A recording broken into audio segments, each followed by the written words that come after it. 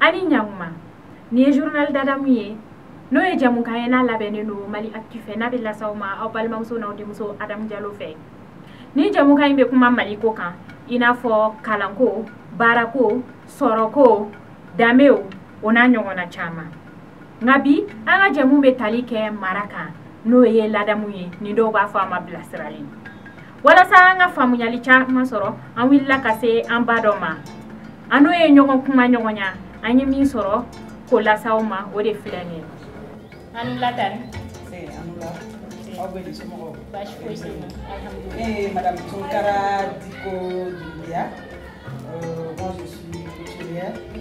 et atelier de couture de Gonfula anko kuma damine na ko amina kuma mi kabi o ladamu ye no e marai donc anga nyingali folo be mi ka o ye marai munye ladamu yere ye munye non e ba ni ako ladamu ye munye ladamu abe ba kono bonya bola foli ketro nyuma bola fini do to nyuma bola aywa adamadeya yere ko betro nyuma bola ni ango amago be ladamu definition na ango soro mais tanti anga few ya ira ka fo ladamu fola lama ana bilama falendo na ala ami inyininga mune falina munya fali na ini niga pula netina kuma badi aw mawla sabla o yoro masumbe ayere ka ko na wala ladam kon jero o base be duko bon ni nga base be duko ladam tigi join a tinya baga join ladam tigi fay nga babe fanga do ani fay a place bla ba fana fanga do bega hakina ladam bi ladam tinya ni koni a dubai fawe aywa ni mo faw ko kacha je ni bo erdo kaso ki sege erdo kaso ni bo fin kala ni ka charge do ne de ni tigi ne de kan kan ke hal na seti e kan kan min ke e ko ke na fika sango fika wado mais ika présence do ika sono de on ki do erdo ki bo erdo ba de signa ya do ko ma mi on da fa ye fem faw joro ko ladam la du kono nana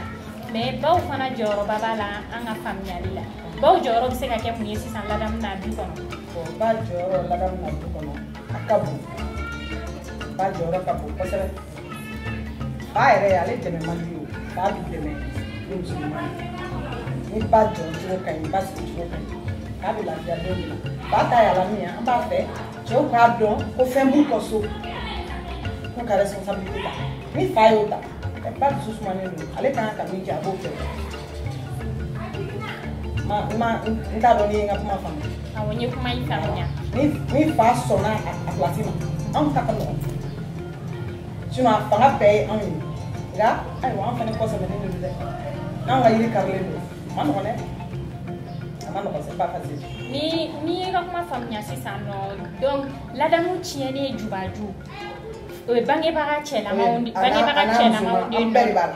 au benno bala mais sisa no tanti mais folo an kumbaye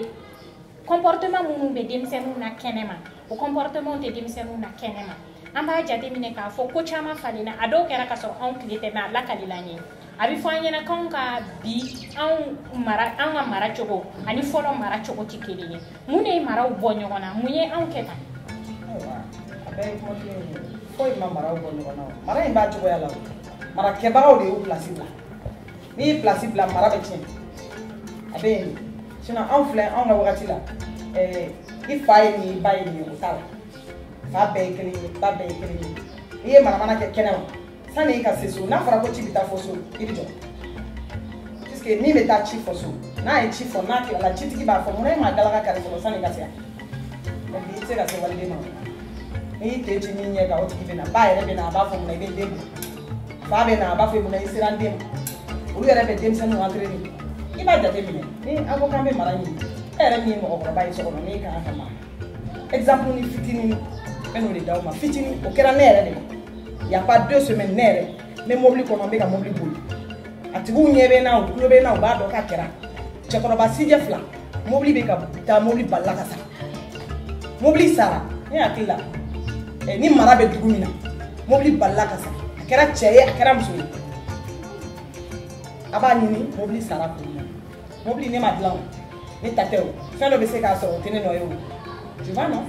mais ne bɛ mobili kɔnɔ sans chercher à comprendre cɛkɔrɔba nana dɔrɔn ka na i jɔ dɔrɔn e ye mun mɔgɔ sugu de ye bɔ sira kan dɛ mɔgɔ lankolon ye ne ye n yɛlɛma k'a filɛ ko ko wa nata komi ne ye mɔgɔ lankolon de ye e ka mobili ta ka taa n'a ye ne ma tila n ka kuma yɛrɛ la cɛmisɛnnin wɛrɛ y'i jɔ a bɛ taa ne cɛ yɛrɛ âge la a bɔra dɔrɔn k'i jɔ dɔrɔn a ye nɛni jugumanba de fɔ ne ma fo n ka taa fɛ kɔnɔ ko n ka taa ka bɔ mɔgɔw ɲɛsira la.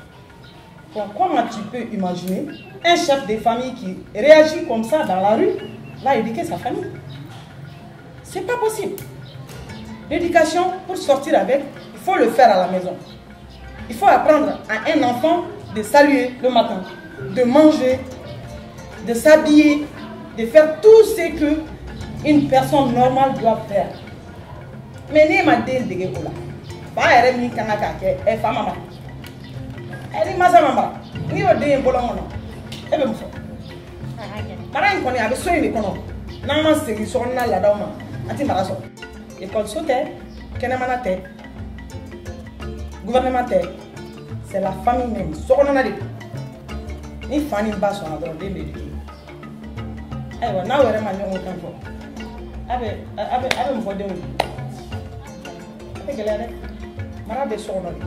Mara tiɲɛni bɛ bɔra so kɔnɔ mara ɲani bɛ sɔrɔ so kɔnɔ a tɛ sɔrɔ yɔrɔ si so kɔnɔ ni tilala la i b'a di ekɔlimɛtiriw ma olu b'a tɔ lase mais n'e ma bɔ n'a ɲumanama ye so kɔnɔ mɛtiri yɛrɛ ma k'a fɔ ekɔliden ma k'i jɔ yan fɛ a b'a nɛgɛ a bɛ kɛ cogo di voilà. Ten dɔrɔn k'i y'a dilan k'a nana dɔrɔn i b'a bila i b'o ka bila ten ni den nana dɔrɔn ani fɛn dɔ de nana o e de b'a dɛmɛ ni o ye mais est ce que n'i y'a k'i terimusonin k'a rapprocher la k'a dɛmɛ kumaw la k'a dɛmɛ adamadenya ta fan na k'a dɛmɛ daga jiginni n'a yɛlɛli la k'a dɛmɛ tafe siri cogo ɲuman na ɲɛ b'a la mara a bɛ min ɲɛ maratigi ye a jugu t'a ɲɛ ye a jugu t'a tiɲɛ ye a bɛ min tiɲɛ ye a jugu t'a tiɲɛ ye a bɛ min ɲɛ ye a nin t'a ɲɛ ye n'a fɔra k'i ma mara bɛɛ de b'a kɔnɔ mais ne yɛrɛ bolo c'est une honte pour la famille. Nous avons des cas malheureux. Parce que mon âme, surtout musulmani, avec ta foyer de l'école. C'est vrai, il faut que tu il faut que tu aies une éducation, il faut que tu aies une éducation. Au fond, il y a un modèle. Ça n'est pas famille. Mais musulmani maralé, na tarana dona gele ala chogo de fuso ma. Abe. Parce que abe miri fait là. E place à toi, nous sommes au place de ce a gɛlɛyara i bɛ to yen si ta fan sɔrɔ a mɛ ni ba yɛrɛ b'a fi ɲɛna ko n'a ma ɲa na i min tɛ tigɛ a b'a sɔrɔ fɔlɔ mɔgɔkɔrɔbaw olu y'a barika sɔrɔ ten ne nana e fana bɛ tɛmɛ n'o kelen ye a ma nɔgɔn du kɔnɔnaw dɔrɔn de don sinon fan si tɛ. Tani kuma ɲɛna sisan nɔ kumakan laban min b'i bolo k'a lase an lajɛbagaw ni an lamɛnbagaw ma ka halisa ka dɔ fara u ka kɛtaw kan walasa mara ka se. Bon ne filɛ mɔgɔninfin tɛ dafa hali bi an bɛ dugawu de kɛ an bɛ ala deli hali bi an jigi tugu an minnu ye denbaw ye ala ka hakili ɲuman di an ma den sɔrɔ cogo ma nɔgɔn dɛ a bɛɛ ta ka gɛlɛn a bɛɛ sɔrɔ cogo ye kelen nka n'i y'i ta diya ɲɛfɛ a n'a sɔrɔ cogo fɛ i kan ka min kɛ i tɛ se k'o kɛ e tɛ den min ye i bɛ ka jugu ye tiɲɛni min bɛ bɔ a la o ye e yɛrɛ de nɔ ye karisa den ma mara karisa den ma mara a bɛ fɛn dɔ de tiɲɛ a ye a bɛ fɛn ba de tiɲɛ a ye bon a b'o min tiɲɛ a ye i yɛrɛ k'a jateminɛ dɛ o ye jɔn ye fɛn fɛn ka di mɔgɔ ye i b'a a kanu ni hɛrɛ de fɛn fɛn ka di mɔgɔ ye i b'a mara de adamaden dusu bɛ se ka bonya a bɛ se ka farinya ani marabaliya bɛ ɲɔgɔn fɛ mara ma nɔgɔn dɛ mais a bɛ so de a base bɛ so cɛw ka sɔn dɔɔnin n'olu sɔnna dɔɔnin muso sinon ba mi bo so ma ba be na 4h du matin 5h do re bi la gay tout non na abi mu do so la ade ko ba do la re be kitini chemani ba j'ai vu des garçons ba finir na chemani so ba finir na o pa re ba ni ou bien pas ben ke mais peut-être il sait qu'il y a les communes qui ne sont pas marquées mais pas beaucoup parce que mes fins d'offier entouragé fin mars dem sen na 80 ana ba abu ni tete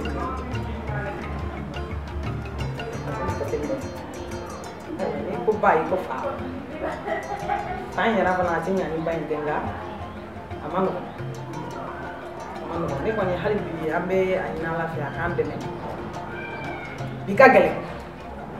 mais absigani nan sona dura binya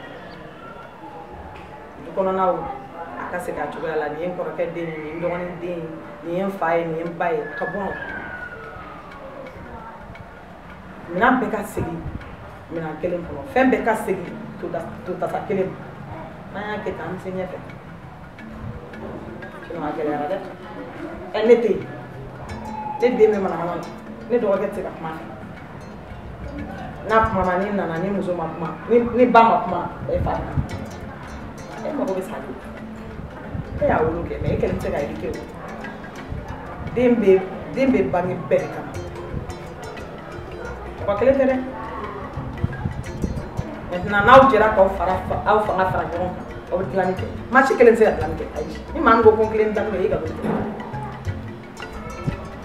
parce que be wakati dola bi fin wala la ebe yan fe amen ama nyon dafa mi chama te kenya na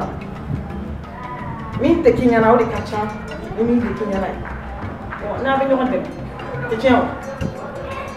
e aye an ko na ma an fe iba ye pa kele ne ma so na de de bai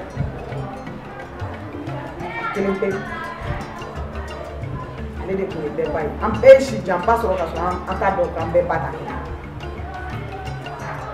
wane mamso korwale an shi ta do fi o kahli mamso do no ko o ni si ita mo so ta so ni na ma ga fo le ba so ta sa pa ko de ni be te ke de ni fo do bi ni o ko la mba ni ara ma de mo ti ni ni na ni de me re fen chama na se ko fi me be bona ni ko mami ni pa ko ga du ni ba re ba fo ayi ati se ko ke o no ya bo ba bolo de benem ma bolo ne ba no le ko an hakili la aw ye faamuyali caman sɔrɔ aw ni ce aw ka kulomajɔ la a k'anw bɛn a ɲɔgɔnna wɛrɛ